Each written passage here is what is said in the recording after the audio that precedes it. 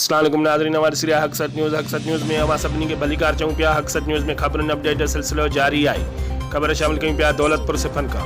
दौलतपुर भरिसां ॻोठ सईद कंडो जे मुअज़्ज़ज़ शख़्सियत ऐं पाकिस्तान पीपल्स पार्टी जे सीनियर अॻवान सैयद मीर मक़बूल शाह लकियारी, सैयद रोशन अली शाह लकियारी जो मासात सैयद अली नवाज़ शाह लकियारी फाल्ज जे बीमारीअ सबबि कुझु अरसो बीमार रहण सबबि 45 सालनि जी ॼमार में नवाब शाह जी निजी अस्पताल में दमधणीअ हवाले कयो, जंहिंजी नमाज़ जनाज़ा ॻोठ सईद कंडो में अदा कई वई ऐं खेसि सवें आलियुनि अखियुनि सां मिटीअ मां हवाले कयो वियो, जॾहिं त साॻे ई ॻोठ सईद कंडो में फालिज जे तकलीफ़ सबबि जूनेजा बिरादरीअ जे मुअज़्ज़ज़ शख़्सियत हाजी अमीर हमज़ो जूने जो पिणु वफ़ात करे वियो, जंहिंजी नमाज़ जनाज़ा ॻोठ सईद कंडो भरिसां दरगाह सैयद नाथन शाह जे अहाते में अदा कई वई, खेसि मिटीअ मां हवाले कयो वियो।